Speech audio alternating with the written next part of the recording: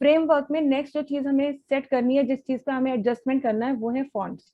जैसे कि हम पहले भी देख चुके हैं कि फॉन्ट्स को लेकर के काफी सारी फॉर्मेटिंग हम कर लेते हैं, लेकिन और भी बहुत सारी चीजें ऐसी हैं जो फॉन्ट्स के थ्रू, मतलब इस फ्रेमवर्क के थ्रू फॉन्ट्स के ऊपर अप्लाई की जा सकती हैं। सबसे पहले उसके लिए हम अपना कंटेंट ले आते हैं।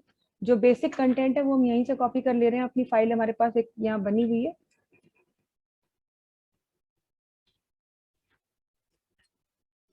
क्योंकि नॉर्मली तो क्या होता है कि जो भी कंटेंट आप लिखते हैं आप उसका फॉन्ट डिसाइड करते हैं और फॉन्ट में अपना कंटेंट दे देते हैं।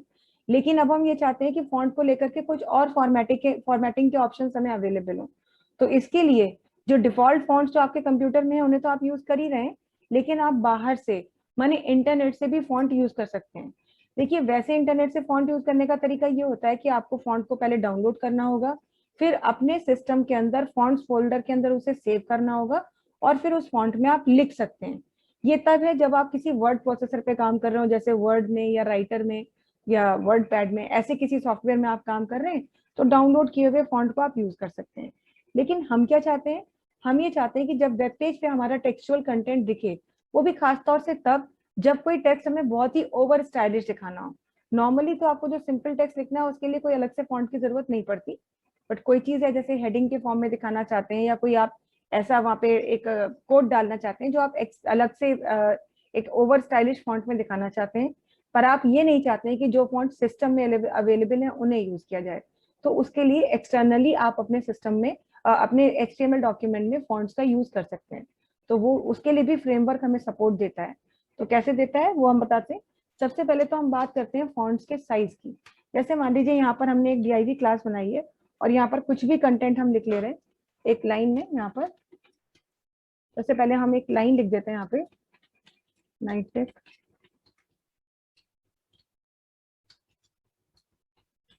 इसी लाइन को हम कॉपी कर रहे हैं।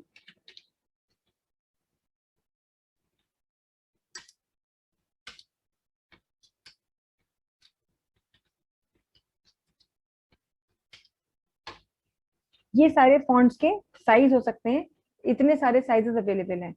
वैसे तो आप H1 या H2 से लेकर के H6 तक यूज करते हैं जब आप फॉन्ट को हेडिंग स्टाइल देना चाहते हैं, पर यहाँ पर अब हम फॉन्ट के लिए क्या यूज करेंगे। सबसे पहले तो हमें क्लास देनी है, तो क्लास हमारी रहेगी यहाँ पर। क्लास तो W3 ही रहनी है मेन, पर अब आपको साइज देना है फॉन्ट का और कुछ नहीं करना है, तो इसके लिए सिर्फ W3 क्लास रखेंगे। और सबसे पहला सबसे छोटा साइज जो होता है फॉन्ट का, वो यहाँ पॉइंट्स में नहीं होता है, बल्कि स्मॉलेस्ट साइज जो होता है वो होता है W3 टाइनी। टाइनी के बाद नेक्स्ट क्या साइज है, कॉपी कर लेते हैं। स्मॉल है, स्मॉल के बाद है medium,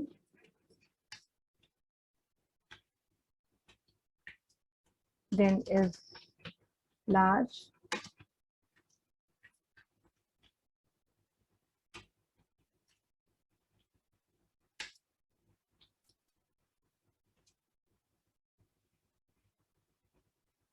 x large,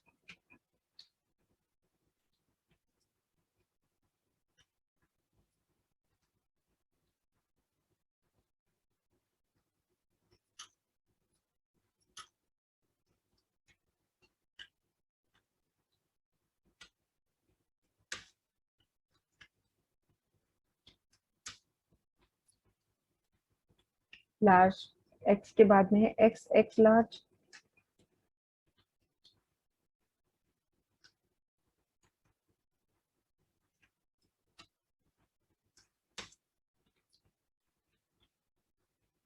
X X X large. And सबसे बड़ा साइज का जो टेक्स्ट आप लिख सकते हैं that is jumbo. Jumbo size है जो आपका बिगेस्ट साइज ऑफ फॉन्ट दिखाता है। तो ये सारी चीजें हैं। यहाँ पर लास्ट में हम अपना डीआईवी टैग क्लोज कर दे रहे हैं। लास्ट में हम बॉडी टैग को क्लोज कर दे रहे हैं एंड एचटीएमएल टैग को क्लोज कर रहे हैं। सेव कर रहे हैं फाइल को यहाँ पर।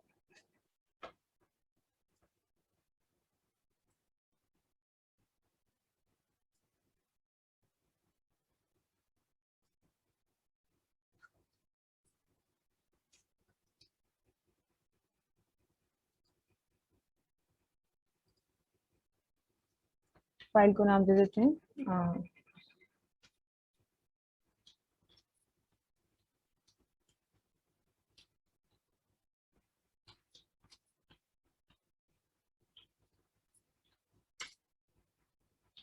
अब हम इसे रन करा के देखेंगे और आप भी ब्राउजर विंडो को अगर देखें, आप देख पा रहे हैं सब लोग ये स्क्रीन?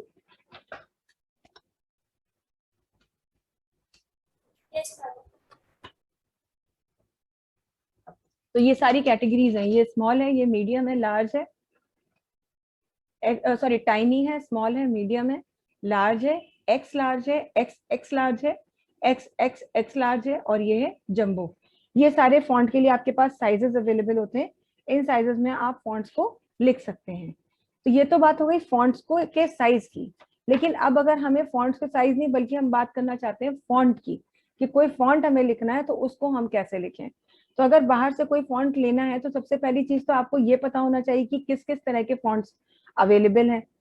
जब तक आपको ये नहीं पता होगा तब तक आप कैसे कोई फॉन्ट अपना ऐड कर सकेंगे। दूसरी बात, जो फॉन्ट आप यूज करना चाहते हैं अपने कंटेंट के अंदर, उस फॉन्ट की एक बहुत ही स्पेशल फाइल होती है जो CSS फ्रेमवर्क में w3.css की फाइल के अंदर, फोल्डर के अंदर पड़ी हुई है। जैसे आप अभी तक यहाँ w3 CSS ले रहे थे फाइल, और तब आप ये सारे कंटेंट यूज कर सकते हैं क्योंकि आप उसकी क्लास के बेसिस पर काम कर सकते हैं। ऐसे ही कोई एक्सटर्नल फॉन्ट अगर आपको लेना है तो सबसे पहले आपको उस फॉन्ट का नाम और साथ ही साथ उस फॉन्ट के लिए भी इसी तरीके का एक लिंक पता होना चाहिए। जैसे हम आपको एक एग्जांपल दे रहे हैं कि अगर मान लीजिए एक फॉन्ट आपको यूज करना है जो इंटरनेट पर आपको मिलता है, जिस फॉन्ट का नाम है हम यहाँ पे लिख के दिखा रहे हैं, फॉन्ट का नाम है टैंजरीन। ये नाम है फॉन्ट का और बड़ा स्टाइलिश लिखता है ये। मगर आपको अगर टैंजरीन फॉन्ट चाहिए तो सबसे पहले इस फॉन्ट का आपको कनेक्शन लेके आना होगा। और वो कनेक्शन कहाँ से मिलेगा? वो कनेक्शन भी बिल्कुल वैसे ही मिलेगा जैसे आप अभी तक w3.css का लेकर के आ रहे थे। वैसे ही आप यहाँ पर एक नया टैब खोल लीजिए और यहाँ पर आप फॉन्ट के लिए लिख दीजिए फॉन्ट का नाम टैंजरीन CSS फॉन्ट डाउनलोड, ऐसे लिख दीजिए। जब आप इस पर क्लिक करेंगे तो गूगल फॉन्ट्स का एक कनेक्शन देखिए आपको मिलेगा यहाँ पर, है ना? ये देख पा रहे हैं ना आप लोग? Yes ma'am. ठीक है, तो आप इस लिंक पर क्लिक करें। इसके नीचे भी आपको फ्री डाउनलोड का एक दिया हुआ है कनेक्शन। आप इसी पर पहले क्लिक करके देख लीजिए कि whether the link is available on this page और नॉट। तो सबसे पहले तो देखिए वो आपको दिखा रहा है कि ये फॉन्ट जो है आपका इस तरह से दिखाएगा। ठीक है, अब अगर आपको इसके लिए यहाँ पर वो फॉन्ट आपको चाहिए, ये फॉन्ट आपको रखना है, तो इसके लिए हम देखेंगे पहले कि यहीं पर क्या हमें कोई लिंक मिल रहा है इसके लिए। हालांकि लिंक हमें मिल नहीं रहा और काफी नीचे तक हम आ गए, हमें लिंक नहीं दिख रहा है, तो कोई प्रॉब्लम नहीं है। बैक करेंगे और बैक करके यहाँ देखिए फ्री डाउनलोड का है, नीचे हमें लिंक का यहाँ पे दिख भी रहा है ये प्रीव्यू, तो आप इसी पे खोल दीजिए और इस पर जब आप क्लिक करेंगे ये देखिए यहाँ पर आपको इसका पूरा लिंक दिख रहा होगा। ये देखिए यहाँ पर मिल रहा है ये। तो बस आपको सबसे पहले यही यूज करना है और उसके बाद आप इस फॉन्ट का कंटेंट जो है, जो भी कंटेंट है उस पर ये फॉन्ट अप्लाई कर सकते हैं। देखिए अगर आप ध्यान दें तो यहाँ पर और तो बहुत कुछ है। मेन जो होता है, मेन यहाँ पर होता है एक ऑनलाइन webfonts.com। ये एक साइट है जो कि ये वेब फॉन्ट्स यानी कि स्पेशली जो फॉन्ट आप यूज करना चाहते हैं उसका एक कंटेनर है, उसमें सारे गूगल फॉन्ट्स पड़े हुए हैं। दूसरा, आप जो फॉन्ट यूज करते हैं उसका नाम यहाँ दिखता है, फैमिली इक्वल्स टू टैंजरीन। ठीक है, बाकी सब चीज कहाँ बता रहा है कि भाई ये एक किस टाइप का रिलेशन है, ये एक स्टाइल शीट है और आपकी फाइल किस टाइप की फाइल है, एक टेक्स्ट के फॉर्म में लिखी हुई CSS की फाइल है। तो वो सब आपको बताता है। ऑल्दो आपको कुछ करना नहीं है, आपको सिर्फ यहाँ से ये लिंक कॉपी कर लेना है, ऐसे सिलेक्ट करना है, कॉपी कीजिए, वापस से हम अपने नोटपैड के विंडो में आएंगे और यहाँ सबसे पहले जहाँ ये लिखा था वहीं पर इसको भी पेस्ट कर देंगे। जो पहले लिंक बना हुआ है वो लिंक बना रहेगा, उसको चेंज नहीं करेंगे, उसे डिलीट नहीं करेंगे, वो भी रहेगा। और यहाँ पर आप दूसरा भी अपना लिंक ले आएंगे, कनेक्शन जो आप फॉन्ट के लिए लेके आए। ये तो आपने अपने फॉन्ट का कनेक्शन लाए और अब आप यहाँ पर मान लीजिए कुछ लिखने के लिए, तो जैसे आपने बता दिया कि भाई ये चीज ऐसे लिखो, पर ये कैसे बताएं कि ये क्लास तो आ गई पूरी की पूरी, ये कनेक्शन आ गया, लेकिन अब ये कैसे हम बताएं कि जो ये कंटेंट हमने लिखा है इस कंटेंट पर ये फॉन्ट अप्लाई हो। तो इसके लिए आपको हेड टैग के अंदर, यहाँ पर आपको जैसे अपना हेड टैग बनाते थे वही हेड टैग आपको देना है, और उसके अंदर आप देंगे अपना स्टाइल टैग। तो यहाँ पर क्या लिखेंगे, यहाँ पर लिखेंगे हेड, जैसे आप यूजुअली लिखते थे, लास्ट में से क्लोज भी करेंगे, और इसके लिए आप जैसे इनलाइन स्टाइलिंग करते थे वैसे ही आप यहाँ पर इनलाइन स्टाइल यूज करेंगे। तो ये तो हम आपको एक फॉन्ट का दिखा रहे हैं, ऐसे जो भी आप चाहें, जो भी आपको चाहिए तो आप w3.css w3css फॉन्ट्स करके लिस्ट देखना चाहें तो नेट पे जाके देख सकते हैं, और जिस फॉन्ट को चाहिए उसका फ्री डाउनलोड आप गूगल पे डालिए तो आपको उसका कनेक्शन बिल्कुल ऐसे मिलेगा, क्योंकि हर फॉन्ट के लिए अलग होता है। ये टैंजरीन है तो ये टैंजरीन फॉन्ट के लिए ही है, ये सब फॉन्ट्स के लिए अप्लाई नहीं होगा, तो हर फॉन्ट का अलग अलग होगा। और वैसे तो आप ये कह सकते थे कि भाई ठीक है हम कनेक्शन यही कॉपी करके पेस्ट कर लेंगे, जो नाम फॉन्ट का देना है वो फॉन्ट का नाम यहाँ दे देंगे, लेकिन ऐसा नहीं है, खाली फॉन्ट का नाम चेंज करने से नहीं होगा, क्योंकि लोकेशन भी चेंज हो रही है और ये नंबर रेफरेंस चेंज होता है फॉन्ट टू फॉन्ट, तो यही एक कनेक्शन सभी फॉन्ट्स पर अप्लाई नहीं होता है। ठीक है, तो आपको देखना होगा बस ये क्लास वो यूज करके वो कनेक्शन वहां से लाना होगा, और एक फाइल में एक से ज्यादा फॉन्ट्स की फाइल आप ला सकते हैं, कोई प्रॉब्लम नहीं है। चलिए, तो अब हमने यहाँ पर अपना स्टाइल टैग बनाया, अब हम क्या करेंगे, अब हम किसके लिए देना चाहते हैं, ऑब्वियसली हम W3 क्लास के लिए देना चाहते हैं। तो पहले तो हम क्लास बना लें अगर बनाना है तो यहाँ पे, तो यहाँ पर हमने जो क्लास ली है अपनी W3 कंटेनर है ही, इसी के बाद में यहाँ पर हम अपनी क्लास डिफाइन करेंगे W3 टैंजरीन। ठीक है, और यहाँ पर अब क्लास है तो क्या लिखेंगे, डॉट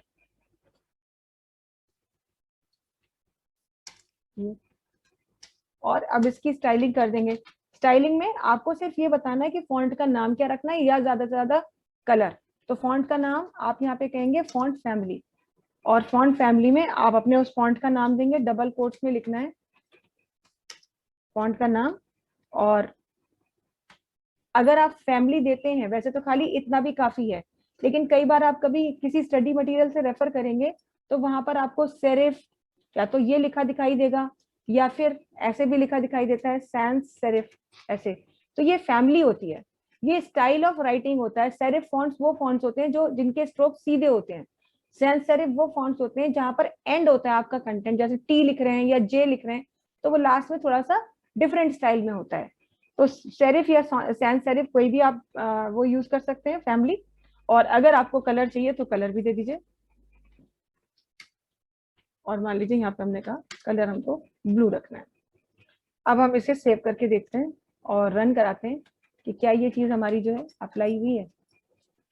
कुछ कंटेंट इसमें से हम डिसेबल कर रहे हैं यहाँ पे फिलहाल,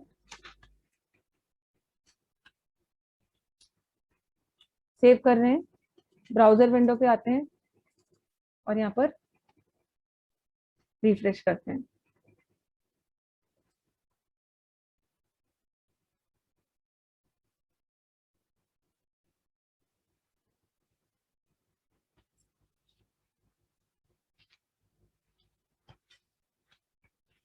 बड़ा टाइम ले रहा है।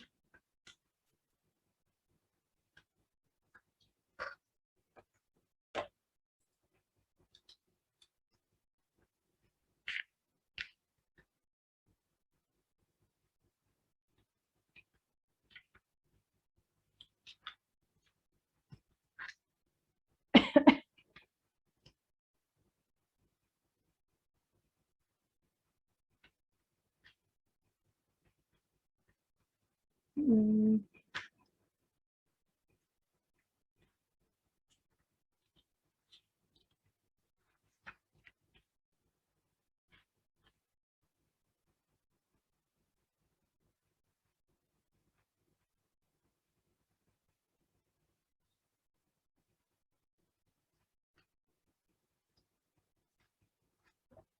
ये जैसा मैंने देखा है ऐसा तो नहीं चेंज करा, देखते हैं मैं दोबारा से इसको सही करा।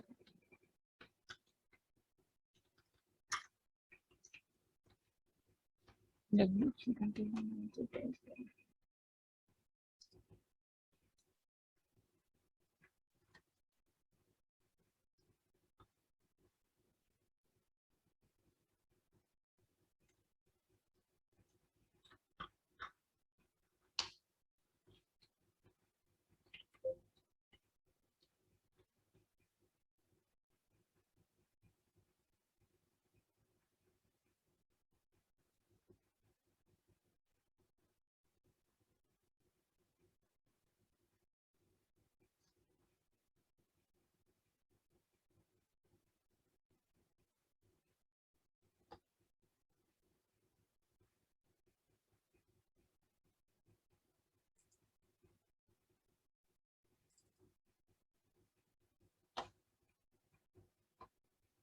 कलर तो अप्लाई हो गया है, फॉन्ट अप्लाई नहीं हुआ है, नॉट सेरिफ।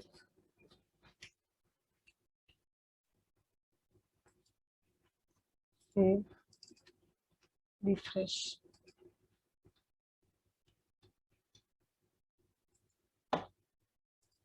चलिए कोई दूसरा फॉन्ट ले लेते हैं, शायद अप्लाई ना हो रहा है। एक और फॉन्ट चेक कर लेते हैं। ब्राउजर विंडो में ही जाएंगे क्योंकि नया फॉन्ट अगर हमें चाहिए तो उसके लिए हमें ब्राउजर विंडो में ही जाना पड़ेगा, क्योंकि मान लीजिए अभी तो हमें पता नहीं कि कौन कौन से फॉन्ट्स अवेलेबल हैं। तो यहाँ पर गूगल में जाके क्या देते हैं, लिस्ट ऑफ वेब फॉन्ट्स।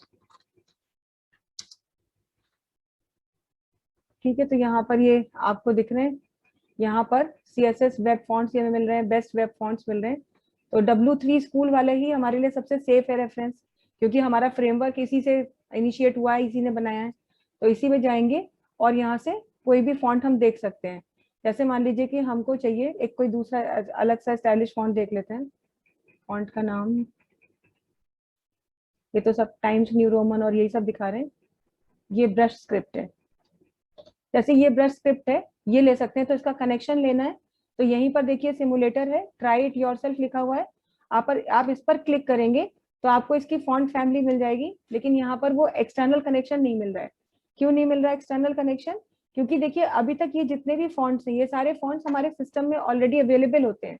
जो फॉन्ट्स हमें एक्सटर्नल फॉन्ट्स चाहिए जो कि कंप्यूटर में अवेलेबल ना हो, तो ये तो अभी इनमें से तो कोई लिस्ट नहीं है। देखिए इनकी जो लिस्ट ये सबसे ऊपर दिखा रहा है, ये सारे के सारे आपके फॉन्ट के अंदर पड़े रहते हैं लिस्ट में, जो सिस्टम में आप यूज करते हैं।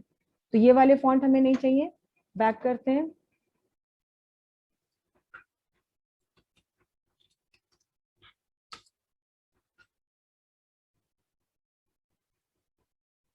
गूगल फॉन्ट्स में देख लेते हैं।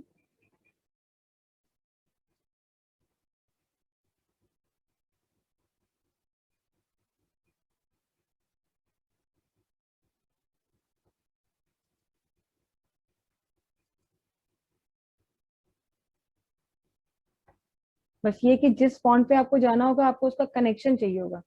तो पहले तो खैर हम यहाँ से फॉन्ट देखें कोई।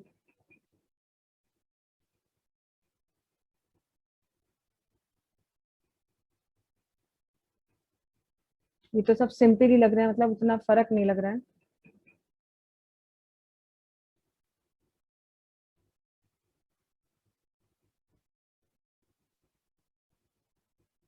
ये ले लेते हैं, डांसिंग स्क्रिप्ट है ये। ठीक है, इस फॉन्ट का नाम है डांसिंग स्क्रिप्ट। यहाँ पर ये दिख रहा है, आप इस पर क्लिक कर लीजिए तो मे बी इसका कनेक्शन यही मिल जाए। तो ये दिखा रहा है आपको कि ये है फॉन्ट, ये ऐसा दिखाई देगा।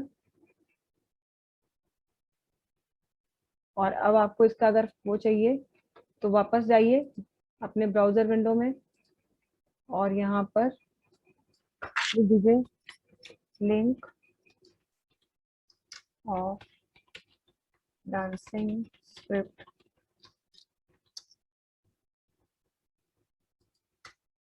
Web font w3.css। तो ये देखिए डांसिंग स्क्रिप्ट का यहाँ पर W3 स्कूल्स में खुल गया। और इसका कनेक्शन कहाँ मिल रहा है, ये कनेक्शन देखिए यहाँ दिखा रहा है। ठीक है, आपको इस पर क्लिक करना है, ये कनेक्शन कॉपी करेंगे। यहाँ से ये पूरा ले लिया, इसको हम कॉपी कर लेंगे और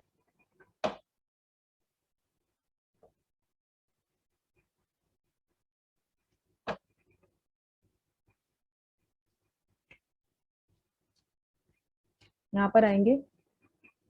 ठीक है, एक नया पेज बना लेते हैं। या चलिए इसी में दे देते हैं हम ये डांसिंग स्क्रिप्ट का। ठीक है, ये अभी हम हटा दे रहे हैं। यहाँ पर ये जो क्लास हमने बनाई थी ये हम हटा दे रहे हैं। और यहाँ पर हमने कुछ और लाइनें भी लिख दी, जैसे यहाँ पर एक लाइन लिख दी, मान लीजिए नाइटेक कंप्यूटर एजुकेशन। ठीक है, एक लाइन हमने यहाँ पर लिख दी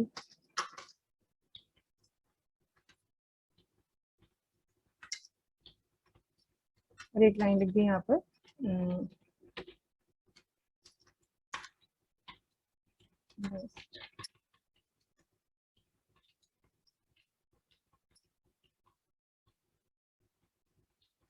ये दो टैग्स लिखे हैं, बॉडी टैग के अंदर लिखे हैं, तो हमने बॉडी टैग को ही यहाँ पर ये स्टाइल दे दिया। यहाँ पर फॉन्ट फैमिली लिखेंगे और यहाँ पर अब हम वो पेस्ट करेंगे अपना जो वो लेके आए हम। ये फॉन्ट फैमिली का नाम है हमारा डांसिंग स्क्रिप्ट।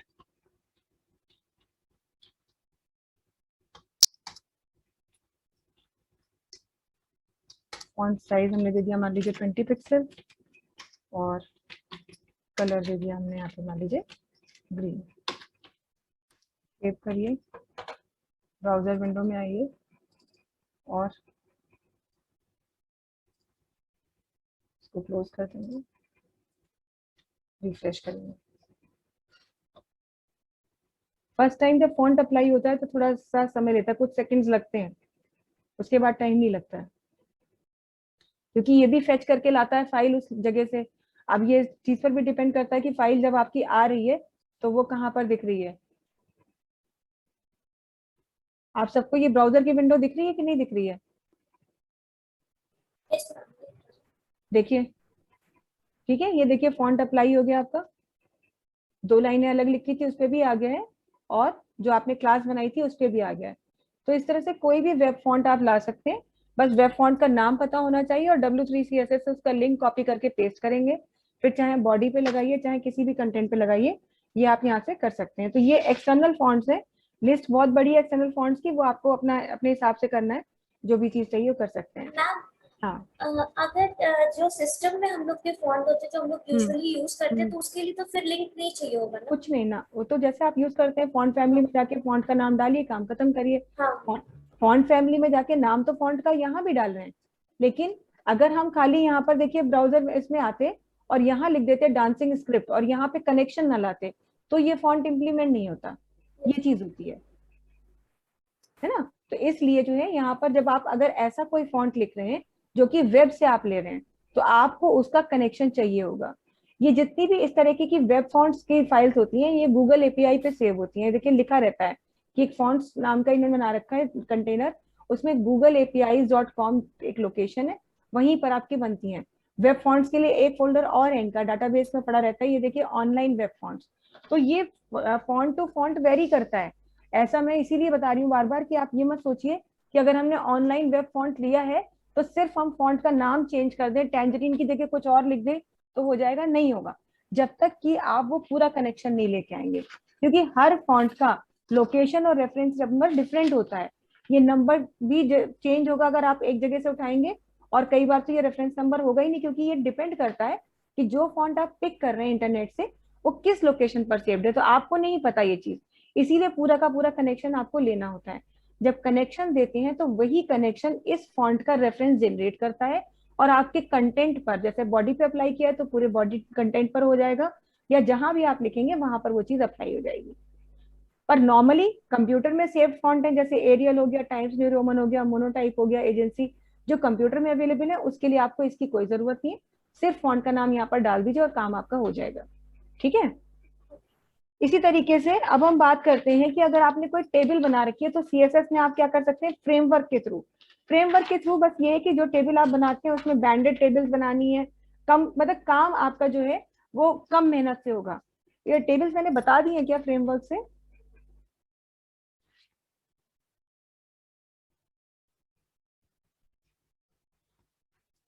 फ्रेमवर्क के थ्रू, सीएसएस फ्रेमवर्क के थ्रू टेबल क्रिएट करना बताया है क्या आप लोगों को?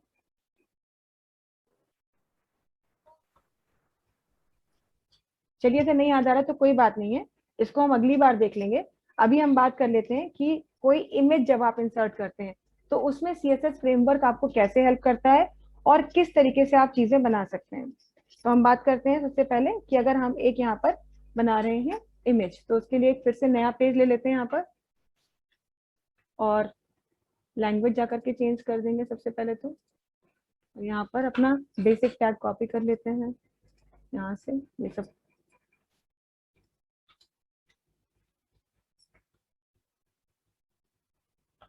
पेस्ट कर देते हैं। ठीक है, ये तो हमें सब जगह चाहिए ही चाहिए। अब यहाँ पर बॉडी टैग में हमको एक इमेज इंसर्ट करनी है, तो img, सबको पता है इमेज इंसर्ट करने के लिए क्या लिखते हैं, img हमारा टैग होता है और src हमारा रेफरेंस होता है जो हमें हमारी इमेज का रेफरेंस देता है। इस बात का खास ध्यान रखेंगे। देखिए, अब इस पॉइंट पर आकर के इतना सारा काम करने के बाद अब बार बार ये नहीं बताना है कि फाइल का पूरा एड्रेस लाना है। फाइल जो भी आपको लेनी है अपने वेब पेज के लिए, वो फाइल, जो इमेज फाइल है वो और आपका एचटीएमएल डॉक्यूमेंट दोनों सेम लोकेशन पर सेव्ड होने चाहिए। अगर सेम लोकेशन पर सेव्ड नहीं होंगे तो कल को चल के अगर आप अपनी वेबसाइट को पब्लिश करते हैं तो पब्लिश करते समय आपको बहुत प्रॉब्लम होगी। आप एड्रेस लेते रहेंगे और वो फाइल वहां पर डिस्प्ले नहीं होगी। इसलिए आपको ध्यान रखना है चीज कि आप फाइल का नाम उसी जगह पर रखना है जहां पर आपकी जिस फोल्डर में आपकी फाइल सेव्ड है एचटीएमएल वाली। तो कैसे रखेंगे, हम एक फाइल यहाँ से देख लेते हैं कि फिलहाल हम इसको मिनिमाइज कर रहे हैं, मे बी कुछ सेकंड्स के लिए आपको स्क्रीन ना दिखाई दे, बस हम अभी फाइल ले आते हैं वो वाली।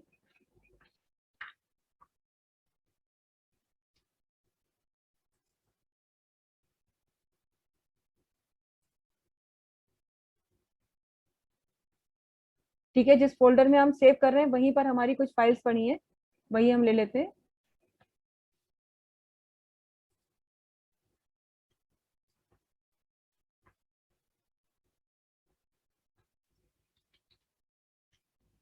यहाँ पर एक फाइल पड़ी हुई है img1.jpg। अब यहाँ पर सिर्फ हमने नाम लिखा है और कुछ नहीं किया है। क्यों? क्योंकि हमने img1.jpg को भी उसी लोकेशन पर सेव किया हुआ है जिस लोकेशन पर अभी हम ये वाली फाइल सेव करने जा रहे हैं। कंट्रोल एस करेंगे और अपनी फाइल को हम यहाँ पर नाम देंगे, जो भी नाम हमें देना है।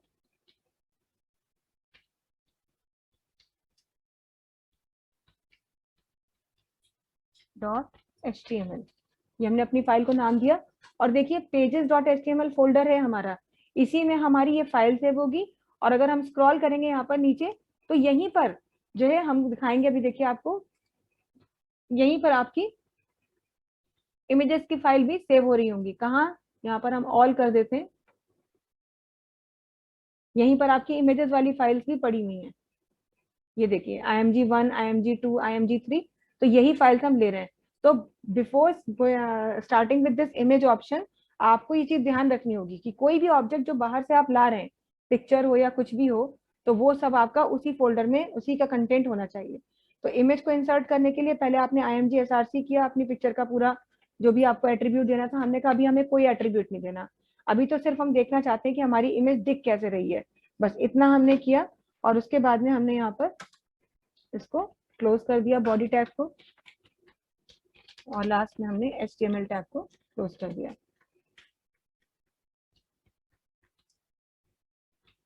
सेव करेंगे और ब्राउजर विंडो में जाकर के देखेंगे कि ये फाइल हमारी कैसे दिख रही है।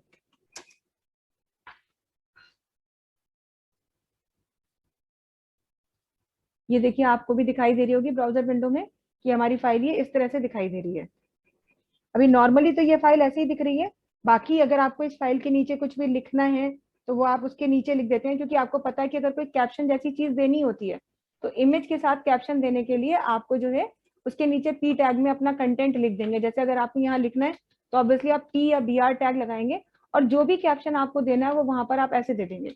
यहाँ तक कि आपको पता है कि अगर इमेज का साइज वगैरह इंक्रीज करना है तो हाइट विड्थ आप दे सकते हैं, ये आपको ऑप्शंस मालूम है, तो वो आप यहाँ पे अपने एट्रीब्यूट्स दे सकते हैं। फिलहाल खैर हम अभी नहीं दे रहे हैं, इतना ही हमने सेव किया और यहाँ नीचे आएंगे और ब्राउजर विंडो पे जाएंगे तो देखिए ये कैप्शन इस तरह से दिखेगा। तो मतलब एक्चुअली तो ये कैप्शन नहीं है, ये तो आपने एक पिक्चर लगाई, उसके नीचे आपने टेक्स्ट लिख दिया। लेकिन अब इसी पिक्चर को आप किस तरह से CSS फ्रेमवर्क की हेल्प लेकर के ज्यादा स्टाइलिश कर सकते हैं, ज्यादा अच्छा दिखा सकते हैं, वो आपको यहाँ पर अब देखना है। तो कैसे करेंगे? सबसे पहले हम एक इमेज जो इंसर्ट करते हैं उस इमेज को एक कार्ड की तरह दिखाया जा सकता है। एक इमेज जब एक कार्ड की तरह लगती है तो आपको वो उसका लुक डिफरेंट हो जाता है। तो एक कार्ड की तरह अगर आपको इमेज देखनी है तो आप क्या करेंगे? बाकी तो सब कुछ ऐसे ही रहेगा, आपने अपना जो यहाँ पे बनाया है इसके पहले आपको एक div टैग का यूज करना पड़ेगा, क्योंकि उसके अंदर आप अपनी कार्ड की क्लास डिफाइन करेंगे। तो आप div टैग यूज करेंगे यहाँ पे, फिर आपको यहाँ पे क्लास लिखना होगा और यहाँ पर क्योंकि W3 का है तो W3 का कार्ड वाला क्लास आपको यूज करना पड़ेगा। तो आपने लिख दिया W3 कार्ड और इसके आगे आपने दे दिया 4। ठीक है, ये शेडो अच्छी थिक दिखने के लिए। प्लस अब अगर आप इसको और स्टाइलिश करना चाहते हैं, जैसे हम चाहते थे कि 100% स्क्रीन का एरिया कवर करे, तो अगर ऐसा करना है तो फिर आप उसके लिए यहाँ पर क्या लगाएंगे? स्टाइल इज इक्वल टू और डबल कोट्स में स्टाइल डिफाइन करेंगे। तो हमने कहा हम चाहते हैं कि ये जो पिक्चर आने वाली है ये स्क्रीन पे इसकी विड्थ जो हो वो मान लीजिए 75% कवर करे। तो ये दे दिया हमने और लास्ट में हमारा टैग हम क्लोज कर रहे हैं ये, और div टैग जो है यहाँ पर हम क्लोज कर दे रहे हैं। ठीक है, अब इसके बाद में हम लिखना चाहते हैं कंटेंट कैप्शन की तरह से देना चाहते हैं, जैसे ये लिखा हुआ है नेचर, तो इसके लिए फिर एक और div class is equal to W3 container, text है कंटेनर ही लेंगे, क्लोज कर दीजिए। जो भी जिस साइज में लिखना है वो साइज दे दीजिए, हमने कहा इतना ही ठीक है, बस जैसा सिंपल लिख रहा है वो लिखे और div टैग को हम यहाँ पर क्लोज कर देंगे। अब हम इसे सेव करेंगे और ब्राउजर विंडो में जाकर के रिफ्रेश करेंगे। तो रिफ्रेश करने पर देखिए ये जो पिक्चर है, क्योंकि पिक्चर का जो ओरिजिनल साइज है वो बहुत छोटा है और आप देख रहे हैं कि ये कार्ड इतना बड़ा आ रहा है। आप देख रहे हैं शेडो यहाँ पर जो दिख रही है ये क्यों इसलिए दिख रही है? क्योंकि इस समय पर ये पिक्चर एक कार्ड की तरह दिख रही है और एक्चुअली क्या है, ये पूरा का पूरा एरिया जो है ये div टैग में है और उसके अंदर की जो पिक्चर है वो पिक्चर जो है उस div का कंटेंट है। इसीलिए जो नेचर लिखा हुआ है, जो टेक्स्ट हमारा लिखा हुआ है, ये हमारे उस पिक्चर के कैप्शन की तरह दिखाई दे रहा है। हालांकि आपको जो भी जितना रखना है वो आप अपना उस हिसाब से रखेंगे। मान लीजिए आपको थोड़ा बहुत चेंज करना है तो आप चेंज कर दीजिए। अभी स्क्रीन अब आपको चाहिए यहाँ पर कि हम इमेज को थोड़ा अपडेट करें, तो इमेज को अगर आपको अपडेट करना है तो उसके लिए आपको यहाँ पर बताना होगा कि भाई इसकी विड्थ हम दे देते हैं इमेज के लिए भी स्टाइल इज इक्वल टू, क्योंकि ये जो हमने 75% विड्थ दी है ये कार्ड के लिए दी है। अब इमेज हमारी नहीं एडजस्ट हो रही क्योंकि इमेज का एक्चुअल साइज बहुत छोटा है, तो कोई प्रॉब्लम नहीं है, हम इसको भी यहाँ पर देंगे और इसको हमने दे दिया मान लीजिए 75% वो है तो हमने कहा 65% जो है ये कवर कर ले, ये दे दिया। क्लोज करेंगे, ma'am div class close tag close हाँ नहीं एक्सटर्नल टैग क्लोज करते हैं।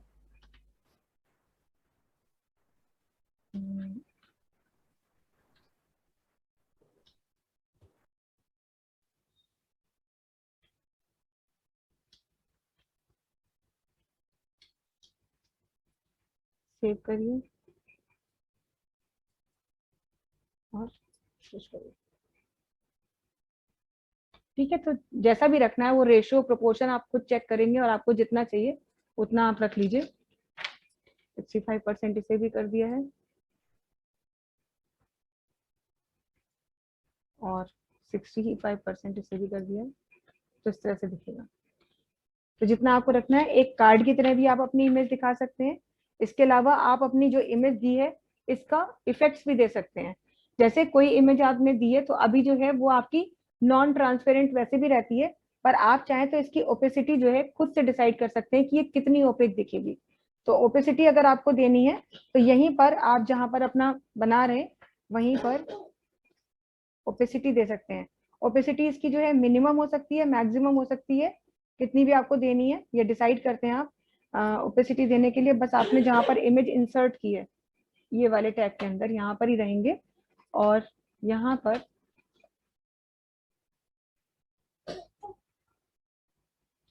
क्लास इज इक्वल टू, ये जो हमारा कंटेंट है यहाँ पर, तो स्टाइल के पहले दे देते ना, यहाँ लिखेंगे क्लास इज इक्वल टू, और इमेज को ओपेसिटी देने के लिए W3 ओपेसिटी ही दिया जाता है, तो W3 ओपेसिटी लिखेंगे, और कितनी रखनी है, मैक्स रखनी है, मैक्सिमम ओपेसिटी दे दीजिए, ये आपको लिखना है। मिन लिख सकते हैं, मैक्स लिख सकते हैं, बाकी आपने सब कुछ एज इट इज ही रखा हुआ है। तो बल्कि हम ऐसा करते हैं कि दो यहाँ पर इंसर्ट करा देते हैं इमेजेस, तो आपको सही से समझ में आएगा। एक तो ये ओपेसिटी के साथ ले रहे हैं, इसी को हम कॉपी कर रहे हैं, एक और ले रहे हैं, लेकिन इसमें हमने ओपेसिटी नहीं दी हुई है, बाकी सब कुछ सेम है। अब आप देखिए दोनों में फर्क है, तो इमेज के इफेक्ट्स हैं ये, ठीक है। आप ओपेसिटी मिनिमम कर रहे हैं, ओपेसिटी मैक्सिमम कर रहे हैं, और एक होती है स्टैंडर्ड, जितना भी मतलब मीडियम समझ लीजिए, तो मिनिमम या जो है आप दे सकते हैं। तो इस तरह से ये ओपेसिटी का एक इफेक्ट होता है। और क्या देते हैं,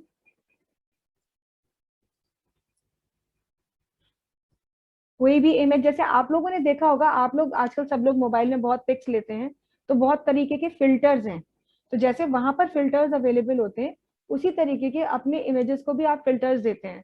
जैसे यही इमेज को अगर आप चाहें तो एक और इफेक्ट दे सकते हैं, फिर से हम यही वाला कॉपी कर ले रहे हैं कंटेंट अपना, इसी के नीचे ले रहे हैं एक और टैग, और इस बार हम अपनी इमेज को एक इफेक्ट दे रहे हैं जिसको हम कहते हैं सीपिया इफेक्ट। सीपिया इफेक्ट भी मिनिमम और मैक्सिमम के साथ आता है, और सीपिया जो है कलर्स को थोड़ा सा डिफरेंट कर देता है, सब कुछ एज इट इज ही रहेगा, बस क्लास चेंज हो जाएगी। यहाँ पर जो आप यहाँ लिख रहे हैं, यहाँ लिख दीजिए class is equal to W3 sepia, और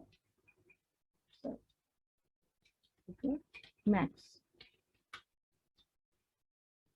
ये दिया आपने यहाँ पर, तो कर दीजिए, इसको सेव कीजिए। सेम फाइल है तो इसीलिए सेम फाइल ले रहे हैं, ताकि आप उसको देख पाए कि क्या क्या इफेक्ट हो रहे हैं। ये देखिए, ये सीपिया इफेक्ट है, ठीक है ना, हर बार पिक्चर अलग इफेक्ट में आ रही है। ये आपका ओपेसिटी डिफाइन की थी, ये इमेज विद सीपिया इफेक्ट है। आप पहले इतने हिस्से का स्क्रीनशॉट ले लीजिए प्लीज।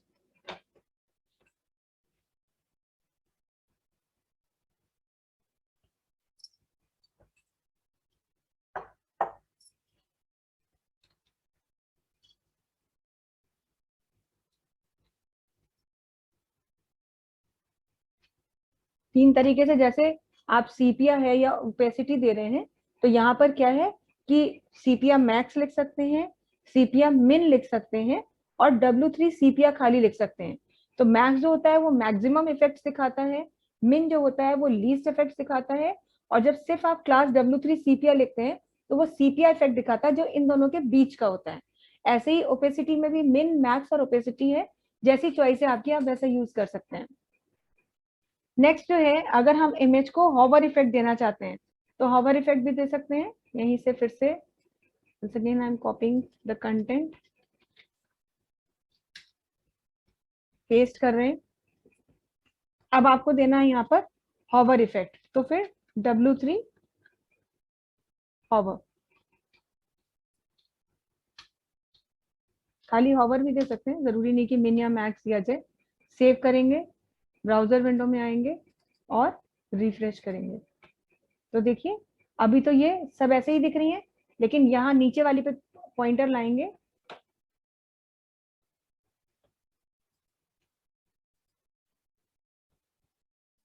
सेकेंड,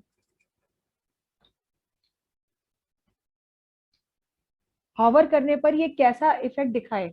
तो हॉवर करने पर मान लीजिए हमने कहा, जब हम वैसे तो इमेज अपनी नॉर्मल स्टाइल में हो, लेकिन जब हम हॉवर करें तो ये किस इफेक्ट में आ जाए, ये सीपिया इफेक्ट में आ जाए। तो W3 हॉवर सीपिया किया हमने, सेव कर रहे हैं। ओपेसिटी भी दे सकते थे, तो जरूरी नहीं आप सीपिया ही दीजिए। तो अभी तो देखिए पॉइंटर ठीक है। अरे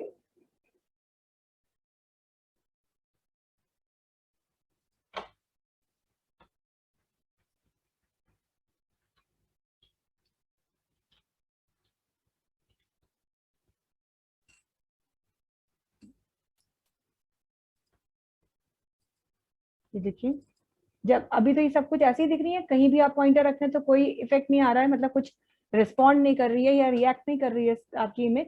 लेकिन जैसे ही आप सबसे लास्ट वाली इमेज पाएंगे तो देखिए ये सीपीआई इफेक्ट में तब आएगी जब आप पॉइंटर इस पे रखेंगे, हॉवरिंग करेंगे। वैसे ही अपने नेचुरल इफेक्ट के साथ है, बट हॉवर करने पर ये इसका इफेक्ट चेंज हो जाएगा। तो हॉवरिंग में आप सीपिया दे सकते हैं, बाकी आप ये ओपेसिटी दे सकते हैं, जो भी आपको रखना है वो इफेक्ट रख सकते हैं। तो ये सारी चीजें हैं जो इमेजेस के साथ आप करते हैं। बाकी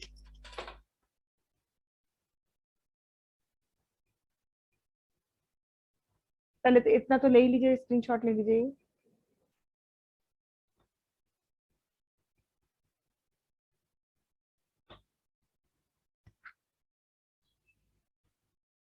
ये तो हो गई इस चीज में। अब आपका जो फ्रेमवर्क है उस फ्रेमवर्क में कुछ नहीं बचा है। अगर टेबल आपका नहीं हुआ है तो हम टेबल बता देंगे, वो आप हमें एक बार कंफर्म करिएगा पिछली क्लासेस के वीडियो में से किसी को देख, अपना जो कंटेंट आप लिखते हैं उसको देख के। बाकी हमें आपको ग्रिड बताना है, बस ग्रिड लेआउट। वो हम आज नहीं बताएंगे क्योंकि उसके लिए हमें अभी थोड़ा टाइम चाहिए होगा, तो मतलब बताने के लिए, समझाने के लिए। हालांकि उसमें लिखना कुछ ज्यादा नहीं है, पर फिर भी एक कैसे लेआउट बनाते हैं, क्योंकि लेआउट में यहाँ पर अब जो है हम वो चीज आपको बताएंगे जो सीएसएस कर रहा है आपके लिए, फ्रेमवर्क, जो कि क्या करता है, एक रेस्पॉन्सिव वेबसाइट को बनाने में कैसे हेल्प करता है। तो वो एक लेआउट कैसे बनता है ग्रिड का, वो आप लोगों को बताना है। बाकी फ्रेमवर्क पूरा खत्म हो गया। और टेबल अगर नहीं हुई है तो टेबल बतानी है। टेबल में ज्यादा समय नहीं, हम बना के रखेंगे टेबल, सिर्फ आपको इफेक्ट दिखाना होगा। एक चीज जो है आपकी सीएसएस की भी हमने अभी नहीं बताई थी, वो इसीलिए नहीं बताई थी कि जब हम ये इमेजेस बता रहे होंगे लास्ट में, तभी आपको सीएसएस का बता देंगे। तो सीएसएस के थ्रू अभी यहाँ फ्रेमवर्क की कोई बात नहीं हो रही है। सीएसएस के थ्रू अगर आपको कोई इमेज गैलरी बनानी है, जैसे अक्सर किसी भी वेबसाइट को आप विजिट करें तो आप देखते हैं कि वहां पे गैलरी होती है जिसमें इमेजेस पड़ी रहती हैं। तो वो इमेज गैलरी अगर आपको चाहिए तो वो गैलरी आप कैसे लेते हैं, उसके लिए हम आपको यहीं पर एक न्यू फाइल क्रिएट कर रहे हैं और अपना बेसिक टैग्स हम लगा ले रहे हैं। यहाँ फ्रेमवर्क का कोई यूज नहीं होगा, यहाँ सिर्फ आप सीएसएस का यूज कर रहे हैं। तो यहाँ हमने ले लिया अपना, ऑब्वियसली हमें हेड टैग चाहिए होगा, हेड के अंदर हमें स्टाइल टैग की जरूरत पड़ेगी। और यहाँ बॉडी टैग में हम सिर्फ कुछ इमेजेस लगाएंगे और कुछ नहीं। हम एक इमेज गैलरी का ही पेज बनाएंगे और उसमें हम काम करेंगे, ठीक है। अब इमेज गैलरी अगर आपको बनानी है तो सबसे पहले तो हमारे पास इमेजेस हों, तो कुछ इमेजेस हम ले करके आएंगे और वो सारी इमेजेस एक डीआईवी टैग के अंदर ही डालेंगे। क्योंकि अब आपको पता है कि जब आप डीआईवी टैग में डालते हैं तो प्री डिफाइंड मार्जिन के साथ सारी चीजें आती हैं, तो देखने में ज्यादा अच्छी लगती हैं। तो ये हमने किया। अब क्लास वगैरह हम बाद में बनाएंगे, पहले हम इमेजेस लेकर के आएंगे। तो हमको यहाँ पर क्या चाहिए,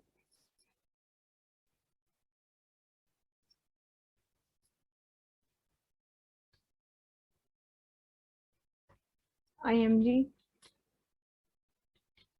src इज इक्वल टू, यहाँ पर हम अपनी फाइल का नाम लाएंगे img1.jpg, ये फाइल का नाम है हमारी। बाकी हमने कहा कि अगर हम यहाँ पे कोई भी इमेज टैग लगाते हैं और उसके साथ हम ऑल्ट लिखते हैं और ऑल्ट में हम कुछ टेक्स्ट डिफाइन करते हैं, तो यहाँ पर आपको जो भी लिखना है, जैसे मान लीजिए हमने लिख दिया सनसेट, तो ये ऑल्टरनेटिव नेम हो जाता है उस पिक्चर के लिए। जब आप उस इमेज पे पॉइंटर रखते हैं तो ये कंटेंट वहां पर दिखाई देता है। बाकी हाइट विड्थ आपने अपनी डिफाइन कर ली इमेज के लिए, तो हमने कहा मान लीजिए 200 हाइट दे दी और विड्थ भी हमने यहाँ पर 200 पिक्सल्स की डिफाइन करी। हाइट विड्थ हमने डिफाइन कर दिया, इसे हम अब यहाँ पर क्लोज कर दे रहे हैं। ये हमारी इमेज के लिए है। और अब यहाँ पर हम कोई एक अपनी इमेज को जो भी डिस्क्रिप्शन देना चाहते हैं तो वो डिस्क्रिप्शन देंगे। तो यहीं पर इसके नीचे फिर से इसी के अंदर div टैग का एक और यूज करेंगे और क्लास देंगे उसको।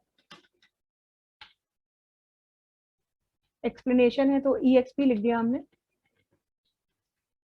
कुछ भी लिख सकते हैं यहाँ पर आप, बस ये ध्यान रखना है कि जो यहाँ लिख रहे हैं वही आगे आपको यूज करना है। और यहाँ कुछ नहीं, हमने सिर्फ लिख दिया कि हम क्या लिखना चाहते हैं, सनसेट, और कुछ नहीं। लास्ट में हम यहाँ पर अपना div टैग क्लोज कर दे रहे हैं और एक्सटर्नल div टैग भी हमारा क्लोज है। ऐसे ही हम 3-4 पिक्चर्स ले आएंगे जो भी हमें लानी है। यही कंटेंट हम कॉपी कर ले रहे हैं।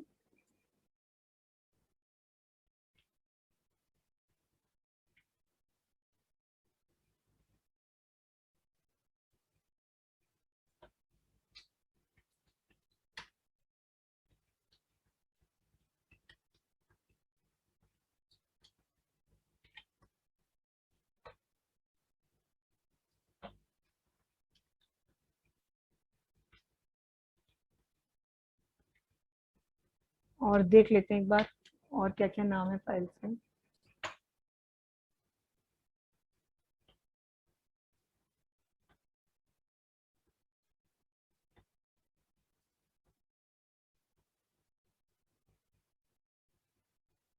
वन टू थ्री हमने ले लिया है, 5 6 7 8 9 है, ठीक है। 5 है, 6 है, बस। अब यहाँ ऑल्टरनेट टेक्स्ट वगैरह हम कुछ चेंज नहीं कर रहे हैं, ये सब हम सेम टू सेम ही रख रहे हैं यहाँ पर।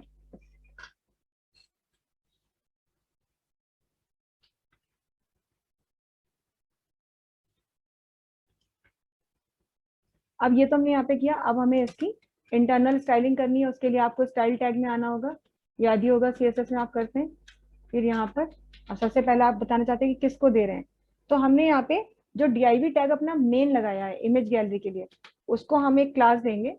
क्लास इज इक्वल टू जो भी हमें रखना है यहाँ पे नाम, तो हमने मान लीजिए रख दिया img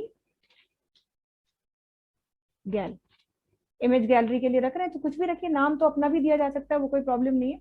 अब यहाँ पर सबसे पहले इसी को हमें देना है, तो हमारी कौन सी कंटेंट है, एलिमेंट का नाम देंगे, डॉट, फिर हमारी क्लास का नाम।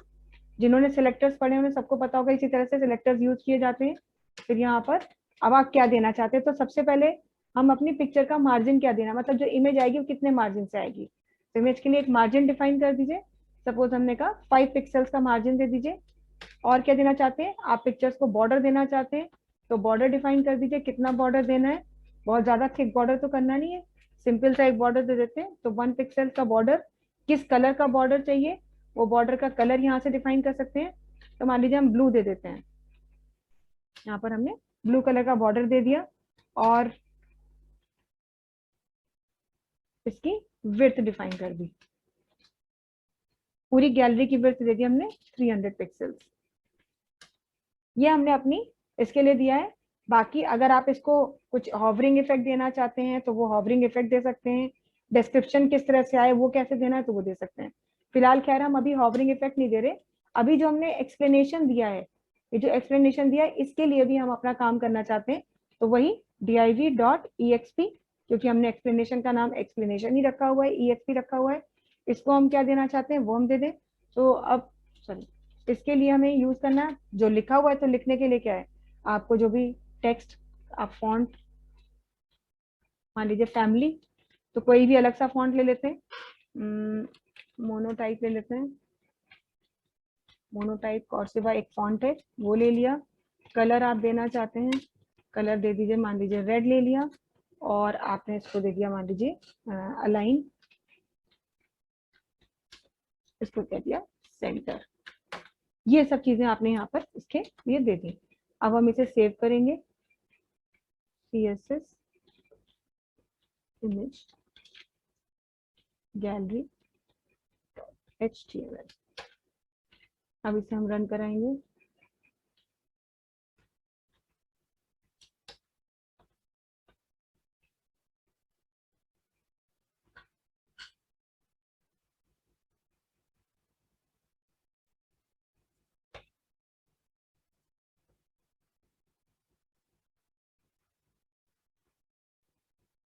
ये देखिए इमेजेस आ गई, सेंटर दे दिया तो पेज के सेंटर में आ रही है, क्योंकि वो एक्सटर्नल div टैग नहीं लगाया हुआ है सब में, इसलिए ऐसा आ रहा है सबको अलग अलग। ये एक्सटर्नल इसका यहाँ पे ओपन हुआ है, क्लोज हुआ है, फिर ये ओपन हुआ है, ये क्लोज हुआ है।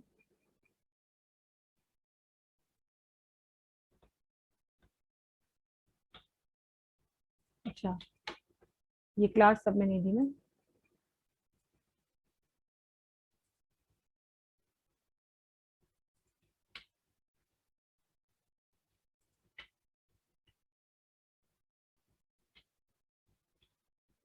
सेव करेंगे, रिफ्रेश करेंगे, ये देखिए इस तरह से इमेज गैलरीज आपकी आती रहेंगी। अब वो जो भी आपने बॉर्डर दिया है, जितना भी दिया है, वो सब आप अकॉर्डिंगली देख रहे हैं जैसे दिया है। इमेज आपके हिसाब से साइज वगैरह आप चेंज कर सकते हैं, आपको मालूम है। बस आप थोड़ा सा अगर मान लीजिए इसी को इफेक्ट देना है आपको हॉवरिंग, तो यहीं पर लिख दीजिए div डॉट। अब आपको हॉवर इफेक्ट देना है, किसको देना है, गैलरी img गैल हमने बना रखा है अपने क्लास का नाम img गैल, ये हमने क्लास का नाम लिखा, इसी को हमें हॉवर इफेक्ट देना है। तो यहाँ पर कोलन हॉवर, और हॉवर करने पर क्या हो, तो हमने कहा मान लीजिए पिक्चर का जो बॉर्डर है वो चेंज हो जाए सपोज। तो बॉर्डर चेंज करने के लिए आपको वही बॉर्डर, और हमने कहा अभी तक बॉर्डर कितना था, 1 पिक्सल का था, सॉलिड ब्लू था। अब हमने कह दिया बॉर्डर जो है वो 3 पिक्सल का हो जाए, पॉइंटर जब भी हम ऐसे रखें, और किस कलर का हो जाए, सॉलिड ग्रीन कलर का हो जाए मान लीजिए। सेव करेंगे,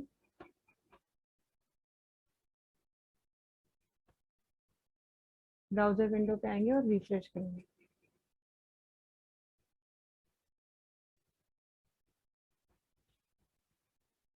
ये देखिए जब हम पॉइंटर उस पर रख रहे हैं तो ये देखिए हॉवर हो रहा है। बाकी फॉन्ट का साइज वगैरह आपको कुछ भी चेंज करना है, आप सब चेंज कर सकते हैं। अगर आपने कहा जो यहाँ पर ये सनसेट लिखा हुआ है इसको भी देना है तो इसके लिए भी दे दीजिए, कोई दिक्कत नहीं है। div.exp को हॉवर इफेक्ट देना है। क्या करना है, फॉन्ट का सपोज साइज चेंज करना चाहते हैं। अभी साइज कितना हमारा फॉन्ट का है, यहाँ पर कोई साइज हमने दिया नहीं है, तो हमने कहा फॉन्ट का साइज जो है 30 पिक्सल्स हो जाए, और कलर जो है अभी क्या दिखा रहा है, रेड दिखा रहा है, ये कलर हो जाए मान लीजिए पर्पल।